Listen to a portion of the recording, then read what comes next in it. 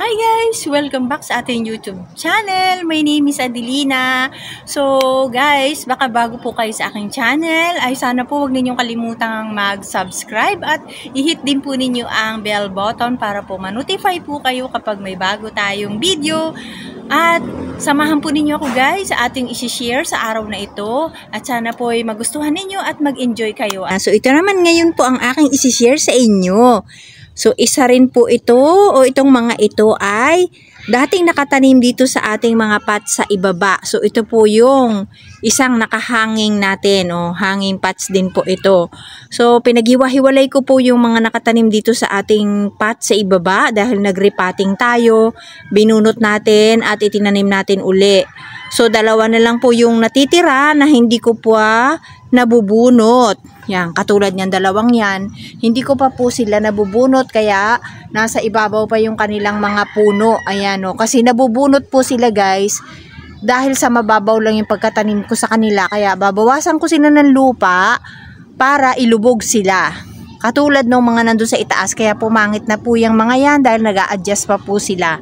So ito, isa rin nga po, gaya na nabanggit ko, isa rin po ito sa mga nakatanim dito sa ating mga pots na iniakyat ko o inihang ko.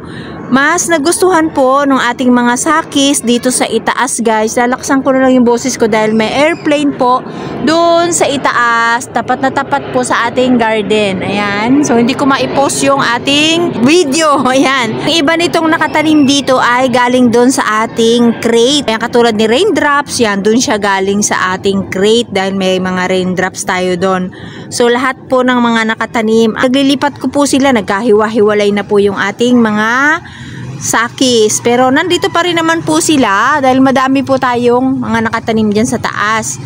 So ayan, pinagsama-sama ko na rin po sila dito oh. Dito yung ating Graptophyllum Ellen, ayan oh, di ba po yung nakatanim dati dyan si Ellen sa baba. Marami nga lang po yan nung nasa ibaba siya. So, ayan, kasi nag-adjust sila, medyo nakalbo, ayan, oh, at saka pinagpuputol na natin yung mga ibang sanga para makapag-pro pa tayo. Ito rin po, ang pagdidilig ko rin po nito, hindi pare-parehas yung mga nakasabit, guys.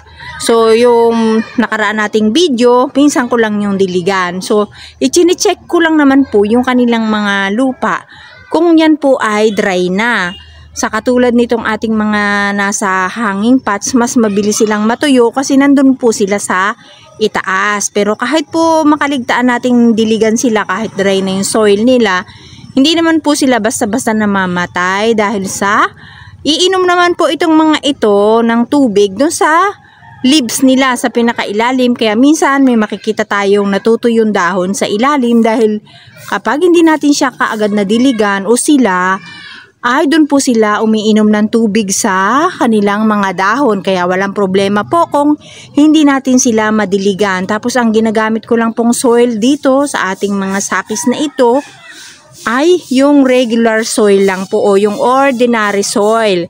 Wala po akong binibiling lupa para gamitin sa aking mga babies. Basta nanghihingi lang po ako ng lupa doon sa likod bahay ng ate ko kapag wala na akong gagamiting lupa. Pero lahat po itong mga lupa na ito ay regular soil. So kapag meron akong available na vermicast, saka ko lang po sila nilalagyan. At saka kapag itinanim ko lang tapos hindi na po nauulit na, lagyan ko uli sila ng vermicast. Isang beses lang. Ayan, basta ang napapansin ko sa ating mga sakis, gusto nila yung sikat ng araw. Kahit po maghapon sila na naiinitan ay masaya po ang ating mga succulent. Katulad po dito sa aking garden, umaga pa lang po, makikita na ninyo dyan na sumisikat ang araw kapag umaga. Marami po tayong mga video na pinakita ko dyan na sumisikat po yung araw na naiinitan na po sila sa umaga pa lang. Mga 6 plus or 7 plus or 7, meron na po ditong araw. Kung wala pong puno dyan, mga 6 lang po o sumikat na yung araw, talagang meron na po ditong init ng araw. Pero dito sa side na to hanggang 4 o'clock, pero dito sa may kabila hanggang 2:30 lang. Kaya po magkaiba yung nasasagap nitong init. Kaya itong kalahati ng ating dito ng ating plant rack Ang kalahati niyan, 2:30 o 3 o'clock, wala na pong araw dito sa side na to. Tapos dito hanggang 4, naiinitan pa sila. Kaya po, iba-iba rin po yung naiinitan at hindi. Katulad dyan, naiinitan din sila hanggang 4. Ayan, dito sa side na to, hindi. Ayan. So, pero maganda pa rin po ito guys. Kasi ito, itong hawak kong ito is mga 3 o 2:30, wala na rin pong araw. Pero, kapag matindi po yung init, syempre po, kahit pa nalililiman to dahil may puno po dito sa may likod ko. Ayan na may mataas na puno at saka yung bubong ng bahay ng ate ko, nalililiman sila kaagad. Pero pag matindi po yung init ng araw ay nagkakaroon din po talaga sila ng kulay. Ayan, yung raindrops natin merong konting color. Ayan. Cute ng raindrops po. Yung maliit yung isa dyan. Ayun, nasa ilalim pala yung isang raindrops. Meron pa tayong ibang raindrop. Nagiwahiwalay ko na po sila kasi kapag ginulo ko yung aking mga plants, hindi ko na uli sila pinagsasama-sama. Kung ano yung madampot ko na itatanim ko, yun na lang po. Pero nag-o-okay naman po sila kahit po sila magkakasama. Katulad nitong mga ito, compatible naman po itong ating mga sakis guys. So, didiligan lang natin talaga sila kapag dry na yung kanilang soil. At yun nga, ang ating potting mix dito is regular lang na lupa. 70%, 30% na pamis. O yan lang po yung gamit natin. At hindi ko na po binabago. Dati guys, paiba-iba tayo ng soil mix. Kasi nagtatry tayo kung alin yung ikagaganda ng ating mga saki. So napansin ko na gusto naman nila yung aking huling ginawang potting mix. Yung 70% na soil at 30% na pamis. Basta mainit lang po. At ito ay madalas makaranas ng ulan ang ating mga succulent dito sa ating garden. So ayan po guys, ibinaba ko na. Kasi parang ang likot ng kamay ko. Para makita po ninyo yung mga nakatanim dito sa ating isang hanging pot. So nandyan si Ellen. Kahit po magkasama sila sa isang pot, pinaghiwalay ko pa rin. Naglagay ako doon sa kabila.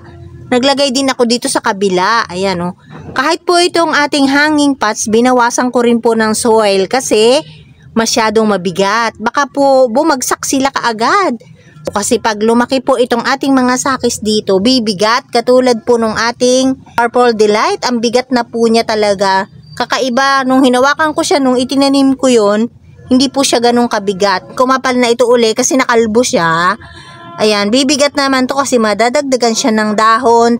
Kaya lang guys, hindi na ninyo makikita yung gandang kulay ng ating sakis na ito kasi wala na pong araw dahil sa alas 5 na yata, kaya wala na po tayong araw guys. Kaya iba yung kulay ng pagbinidyo natin na merong araw kaysa po sa wala. Kasi parang patay yung kulay niya kapag wala tayong sikat ng araw. Ayan kasi pag maaga pa, maganda po yung kulay ng ating mga sakis dito kapag tinitingnan ko. Ayan Ayan guys. So, ang ganda ni raindrops dito guys. Nagkukulay na rin siya. Ayan. Ay, natamaan ko pala yung dahon.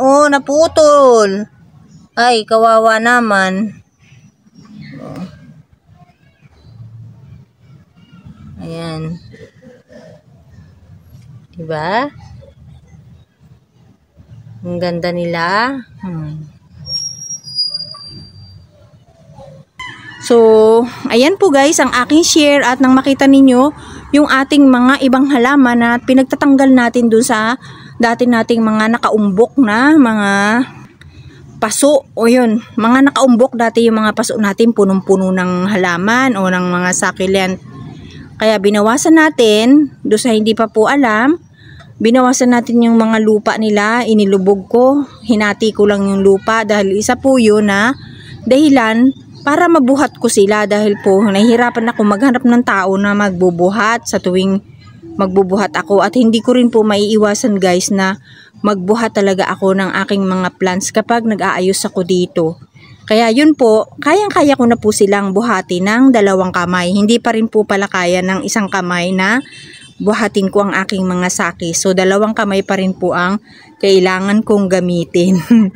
So, ayan po. At saka, ano naman po, kahit naman po naghiwa-hiwalay sila, nandyan pa rin naman po yung ating mga sakis. Hindi na nga lang po magandang tingnan, katulad po ng dati na talagang nakalutang sila. Pero okay lang po yun. Kaysa naman po masakit ang likod ko, hindi na ako makakagawa dito kapag sumakit na yung aking likod. Ayan. So, yan po ang aking share guys at maraming pong salamat sa inyong panonood. Thank you for watching at mag-ingat po kayong lahat guys. At sana po wag ninyong kalimutang i-follow ang aking mga social media. Sana po guys nagustuhan niyo po ang aking share ngayong araw na ito. Maraming pong salamat.